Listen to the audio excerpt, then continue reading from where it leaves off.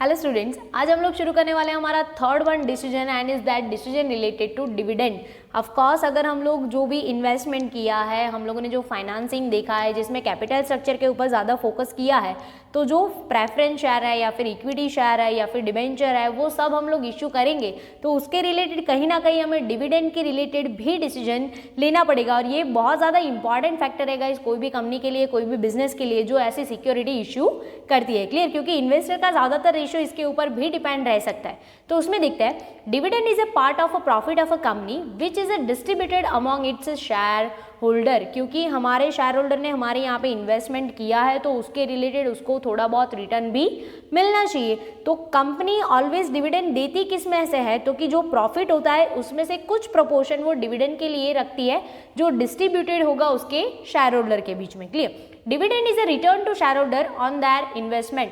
Dividend क्या है कि उन्होंने हमारी कंपनी में जो इन्वेस्टमेंट किया है उसका वन टाइप ऑफ रिटर्न है कि आपके इन्वेस्टमेंट का ये रिटर्न है। Clear? As per the Companies Act dividend can be paid in a cash और cheque on paid capital of share. यानी कि डिविडेंड जो है वो हम लोग कैश में भी दे सकते हैं, चेक में भी दे सकते हैं, बट सिर्फ पेड अप कैपिटल पे ही मिलेगा। अगर किसी का पेड अप कैपिटल नहीं आया है, यानी कि अगर उसका कोई इंस्टॉलमेंट वगैरह बाकी है, तो उसके ऊपर हम उसको डिविडेंड नहीं देंगे। क्लियर?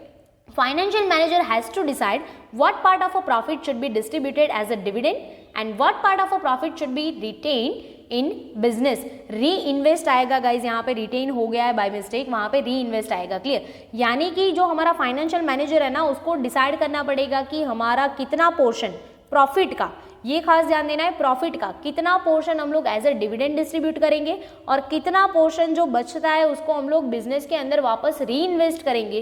क्योंकि आप जितना री इन्वेस्ट करोगे उतना ही आप आपके बिजनेस का जो वेल्थ है वो डेवलप कर सकते हो और आप आपके बिजनेस का ग्रोथ भी कर सकते हो। क्लियर? तो ये फाइनेंशियल मैनेजर के ऊपर बहुत ज़्यादा मतलब इंपॉर्टेंट डिसीजन रहता है कि उसको डिसाइड करना है कि कितना पोर्शन हम लोग डिस्ट्रीब्यूट करेंगे डिविडेंड के तरीके से और कितना जो प्रॉफिट बचेगा उसको हम लोग वापस री इन्वेस्ट करेंगे। Clear? Dividend proportion affect the market value of share.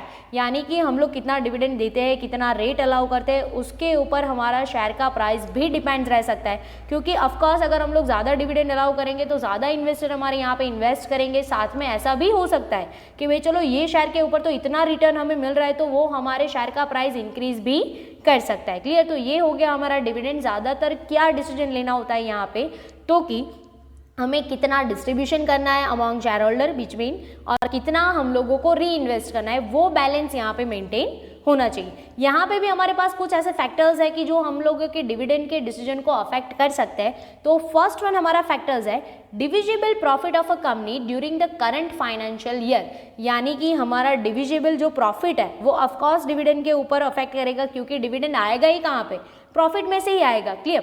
Estimation of income in a future, हम लोग फ्यूचर में कितना इनकम एस्टिमेट कर रहे हैं उसके ऊपर भी डिविडेंड का रेशियो जाएगा। क्योंकि अगर हम लोग ज़्यादा इनकम एस्टिमेट करते हैं तो हम लोग इतना ज़्यादा डिविडेंड डिस्ट्रीब्यूट नहीं भी कर सकते। Clear? Ratio of reserves with company, यानी कि हम लोगों की कंपनी में बहुत सारे ऐसे फैक्टर्स काम करते हैं। अगर कोई भी कंपनी है, कोई भी बिजनेस है, बहुत सारे रिजर्व भी मेंशन हम लोगों को करने पड़ते हैं कि भाई चलो कुछ रिजर्व होते हैं एम्प्लॉइज़ के लिए होते हैं, कुछ उसकी फैमिलीज़ के लिए होते हैं, कुछ हम लोग मशीनरी वगैरह के लिए रखते हैं, कुछ इंश्योरेंस वगैरह होता है। तो ऐसे बहुत सारे रिजर्व हम लोगों को मेंटेन करने पड़ते हैं। उस रिजर्व को मेंटेन करने के बाद जो प्रॉफिट बचेगा उसमें से हम लोग डिविडेंड का डिस्ट्रीब्यूशन के लिए सोचेंगे। फिर है future planning of a profitable investment. Of course हम लोगों ने जैसे देखा कि हम लोगों को ये भी देखना है कि कुछ प्रॉफिट बचा के रखेंगे री इन्वेस्टमेंट के लिए, तो वो भी हमें ध्यान में रखना है। क्लियर? फिर है टैक्सेशन पॉलिसी, हमारे यहाँ पे कितना टैक्स लगेगा, कितना हमारा रेट जा रहा है, कितना हम लोग टैक्स पे कर रहे हैं, ये सब कुछ भी हमारे यहाँ पे अफेक्ट करेगा। लीगल रेस्ट्रिक्शंस, ऑफकोर्स गवर्नमेंट के जो भी लीगल रेस्ट्रिक्शंस है वो हमें कंपलसरी फॉलो करने पड़ेंगे। कुछ कंपनीज एक्ट के रेस्ट्रिक्शंस है जिसको भी हम लोग नेग्लेक्ट नहीं कर सकते।